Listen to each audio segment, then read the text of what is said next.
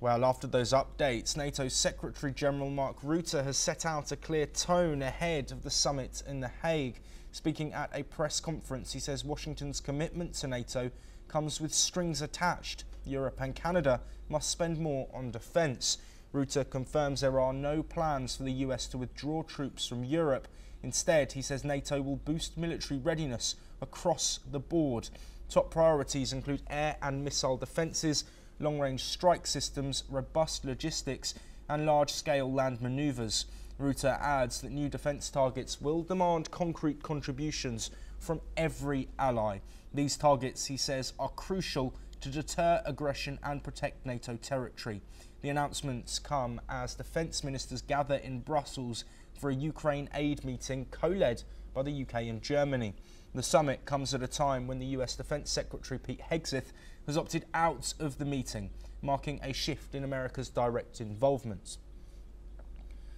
Well, joining us to discuss these developments amid, of course, tensions over the ongoing Russia-Ukraine conflict is Keith Vaz, a former UK minister who is joining us from London. Keith, it's a pleasure as always to have you on the programme. Let's first look at Mark Rutte's comments saying that US support will remain, but if there's European spending and Canadian spending on defence, what do you think the US perspective is on defence across the NATO board? Good afternoon, Joshua from London.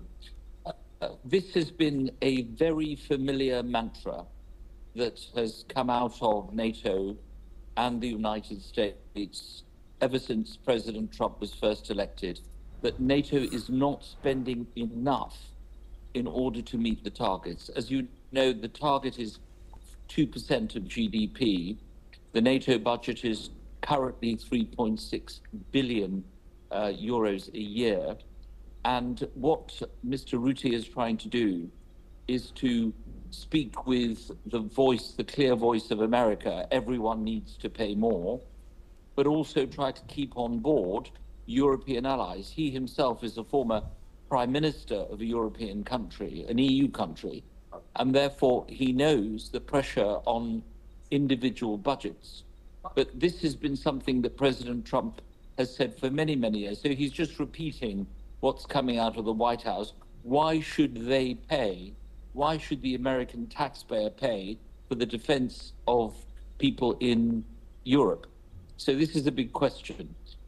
What he set out is a number of capabilities that he hopes that NATO can make sure are put into place. But he's also saying this cannot be done without any increase in expenditure from individual countries. Now, we know that Germany, France, the United Kingdom, the big countries of the EU are going to step up and pay more. This week alone, Keir Starmer in the UK has announced that more factories are to be built. And therefore, people understand they're in a completely different ballgame to where they were before. So everyone realizes they've got to spend more on defense, but they're trying to budget against, the current situation that we have, which is very difficult. There are a lot of pressures on international and national budgets, and people have to try and work out how they're going to pay for all this.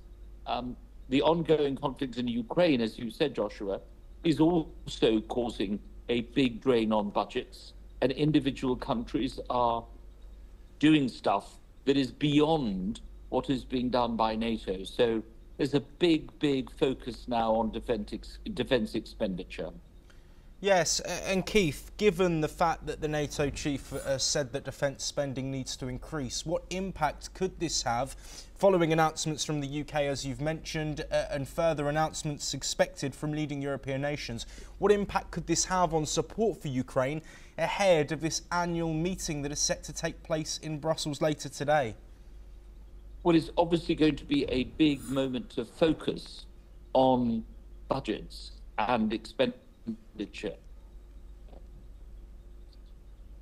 One of the problems NATO has, and the NATO countries, kingdom, is that what President Trump is saying is you need to spend more, but you need to buy your arms from us. because we are the best at making these arms. So a lot of countries will be reluctant to do that.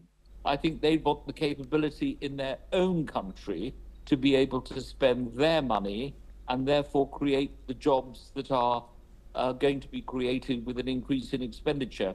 This will certainly focus the minds of all those who are meeting in Brussels to know that they are now in a completely different part of the discussion.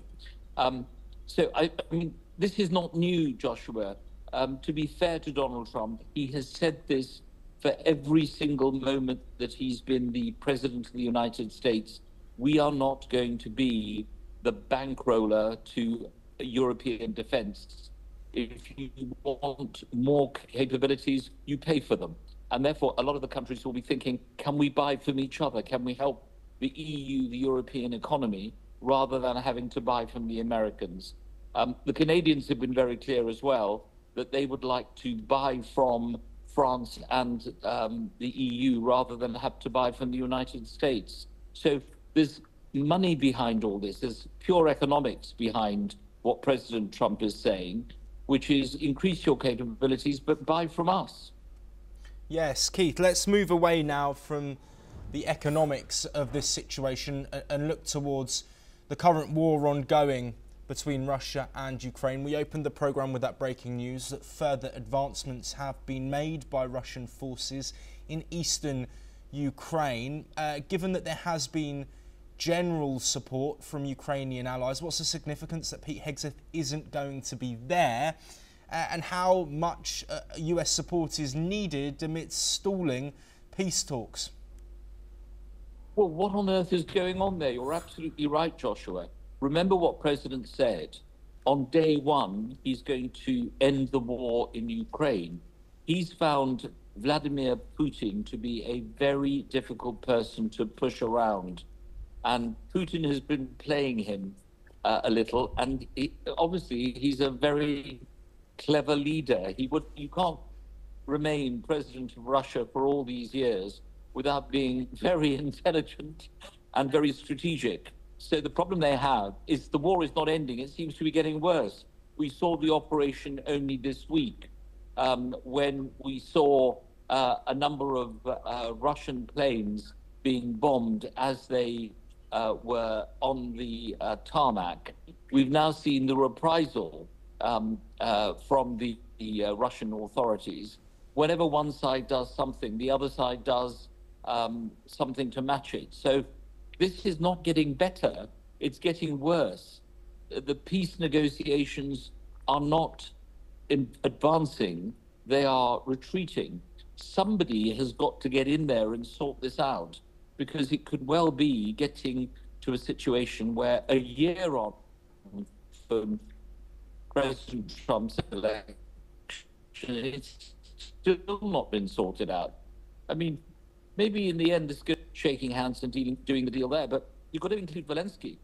President Zelensky has got to be there. If he's not there, there can be no deal on the Ukraine. So this is now much more complicated than what the American administration thought it would be. You're dealing not with robots, but with human beings, with particular constituencies that they've got to deal with. And that means the Russians are just not going to give up what they've got. The Ukrainians are not going to give it up. And whatever the United States says, it's just not going to happen. Yes, and Keith, to end this discussion, let's loop back round now to NATO and this defence spending call that we've seen from Mark Rutte. How linked is this to a potential fear from NATO nations, specifically Western European nations, about the threat that Russia poses to them?